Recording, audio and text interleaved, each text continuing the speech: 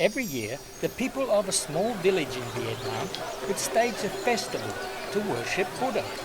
All the villagers would always attend the festival each year to get blessed. One year, an elderly beggar appeared at the festival. She smelled terrible and her body was covered with sores. The old lady extended her hands and begged everyone there, "Please help me, I am very hungry." But they all turned the old lady away. At every house she came to in the village, she was also turned away. Fortunately, at the fork in the road, she met a mother and her child coming home from market. Seeing the poor old beggar, the mother invited her back to her house to eat some rice and rest for the night. In the middle of the night, the mother noticed a bright light coming from the bed the old lady was lying in. To her surprise, there was no longer an old beggar woman, but rather a huge dragon with its head resting on the beam of the cottage. Initially, the mother was very scared, but she soon closed her eyes and fell safely back to sleep. The next morning when she awoke, there was no longer a dragon, just the old lady preparing to leave.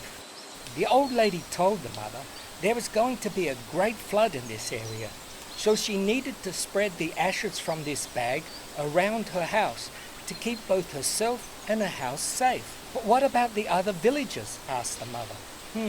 The old lady thought for a moment, then picked up a grain of rice from the ground.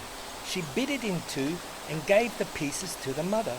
"These 2 pieces of rice will help you save the villagers. Just throw them into the floodwaters." After that, the old lady just disappeared. The mother and her child followed the old lady's instructions and tried to tell the people nearby of the impending flood, but they all just laughed. That night, during the festivities, a column of water suddenly erupted from the ground. The land all around the temple began to slide away. The villagers started to run in every direction to try to escape, but it was too late. The houses of the people of the village were now being sucked underwater.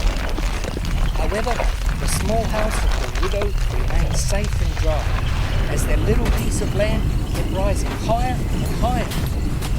Seeing all the other villagers trying to swim in the floodwaters, the mother and child threw the 2 pieces of rice into the water, as the old lady had said to do. Suddenly, in front of them, the rice turned into 2 large boats. Through the wind and the rain, they both rowed all day and night to save the drowning villagers. From that day on, there has always been a small island in the middle of a lake where there was once a thriving village of people. They now call that island the Widow's Mound of Bar Bear Lake.